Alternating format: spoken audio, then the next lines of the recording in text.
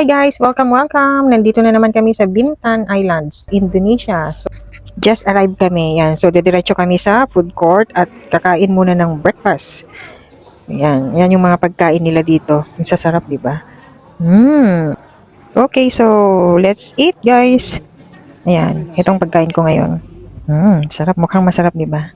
Yan. Kain-kain. May chicken, may noodles. That's it guys. Okay lang pala silang magantay. On the way na kami guys, papunta sa aming villa, which is Sadi Beach House. So, from ferry terminal to Sadi Beach House is around 1 hour travel by car. Ayan.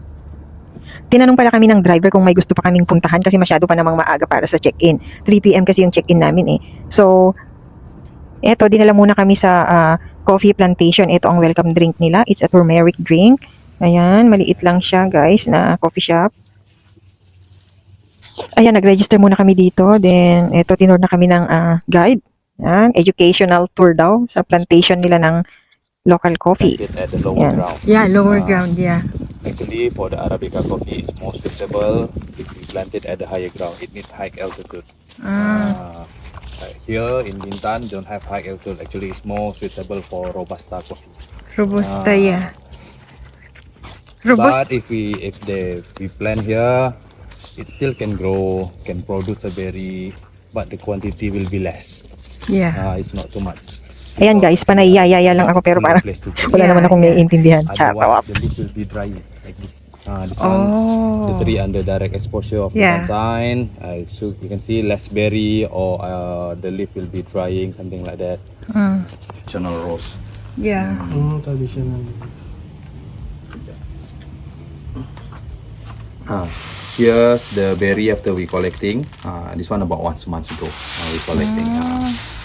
Then you dry. Yeah, we dry it. We use a natural process. So we dry the berry under. And all this. Nandito na kami sa honey guys. Ayan, yung Make it by wild honey nila. So pinatikman nila kami ng this one and raw honey unfiltered. So after ng educational tour, ito na. Merong free coffee. Tuloy-tuloy ang biyahe namin guys. Eto, papunta na kami sa Sadi Beach House. Ang ganda, no? Ang ganda ng beach. Blue na blue.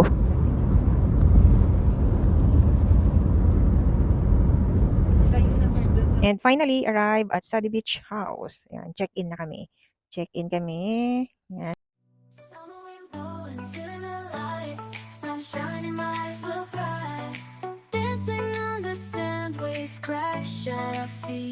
Heat on our skin, some memories beat. Surfboards in our hands, we ride the tide. Underneath the palm trees, we feel alive.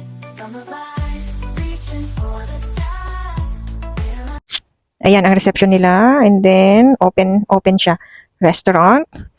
Harap talaga ng beach. Harap ng ocean. Maganda, di ba? Ang ganda ng ginawa nilang kahoy. Yung kahoy na design, ang ganda.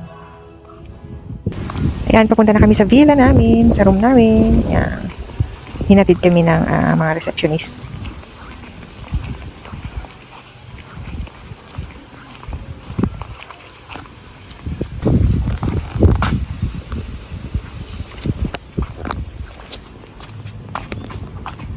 Yan yung gate. Welcome. Let's go inside. Let's go inside the villa.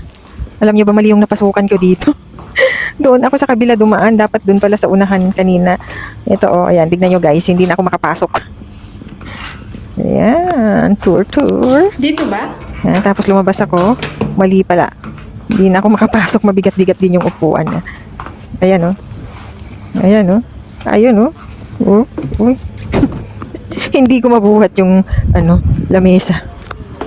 Ayan. Hindi ako makadaan. Oh my God. Mali yung nadaanan ko.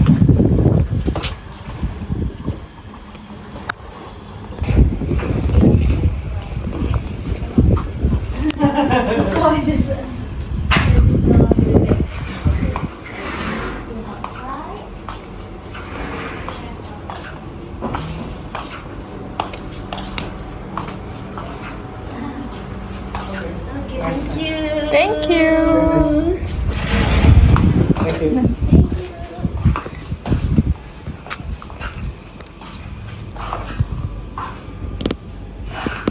Ganda ng toilet.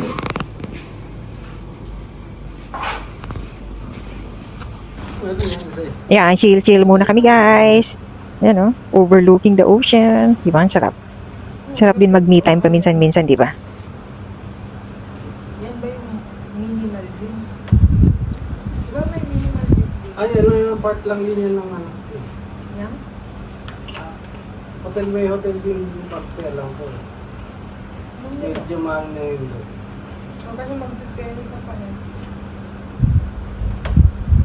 Meron ba mga ganitong hotel? Parang ganito pa rin. Malayo na. Parang malayo.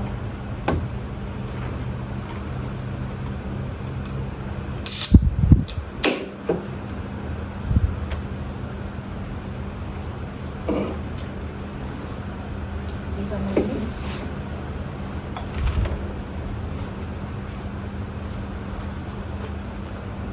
Bakit malamig? May ice. Walang ice.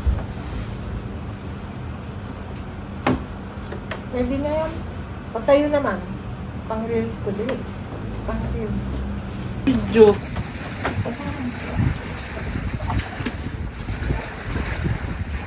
Ay, yan. Dyan, oh. Ganda dyan, oh. Doon, white sand.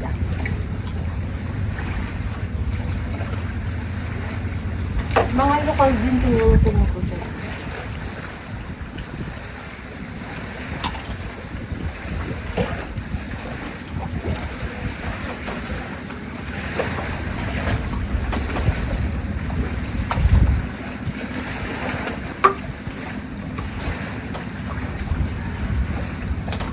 Hindi pa malamig.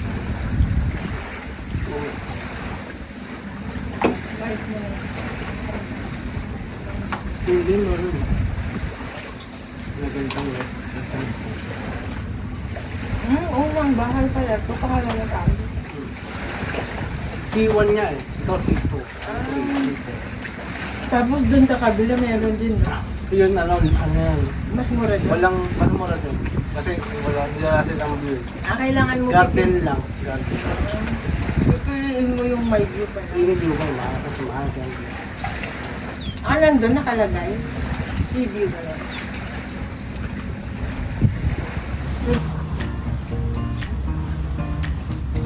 Tignan mo, maliit ng space nila pero nang makasigal.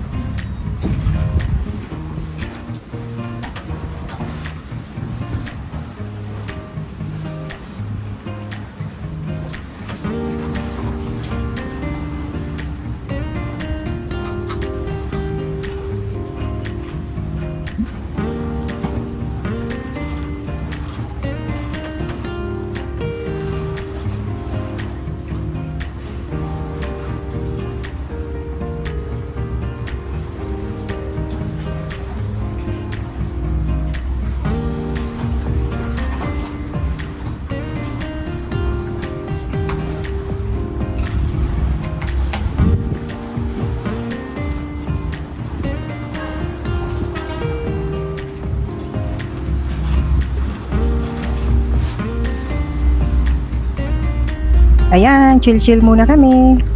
Ang sarap, di ba? Sarap yung malayo ka sa city. Tapos nasa beach ka lang. Ayan. Ang ganda ng view. Pahinga, tulog, pahinga, kain, tulog, pahinga, kain. Yan lang. Di ba?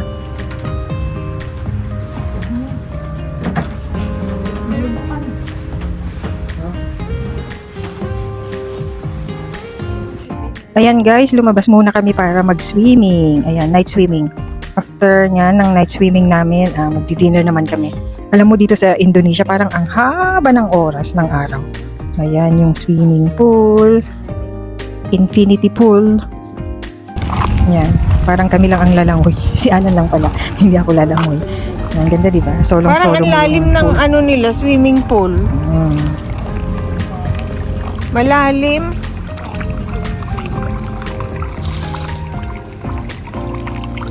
Hindi ko makita yung loob eh.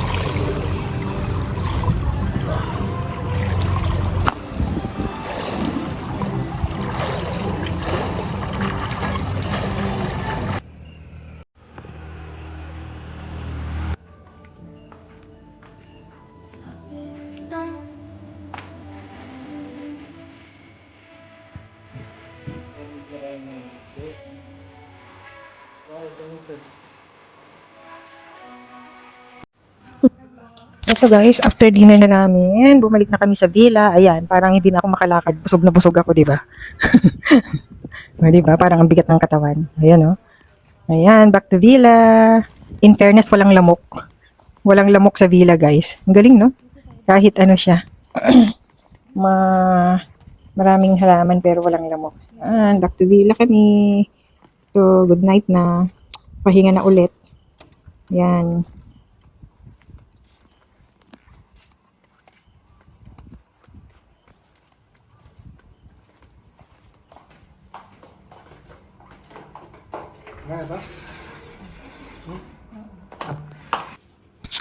Good morning! The next day, yan, sunrise. Tingnan natin yung sunrise. Low tide siya. Oh, ganda. Ganda ng sunrise. Summer wind blowing, feeling alive. Sunshine in my eyes will fly. Dancing on the sand, waves crash at our feet. Heat on our skin, summer's beat. Surfboards in our hands, we ride the tide. Underneath the palm trees, we feel alive. Summer vibes, reaching for the sky. We're unstoppable, no need to ask why. Living in the moment, hearts full of fire. In this summer's rhythm, we never tire. Running through the fields, chasing the It's breakfast time, guys. Ayan. May free breakfast sa villa. Sa hotel namin. Ayan. Sige, mag-breakfast muna kami. Oh, tingnan mo. Ang daming pagkain, di ba? Busog na busog din ako dito.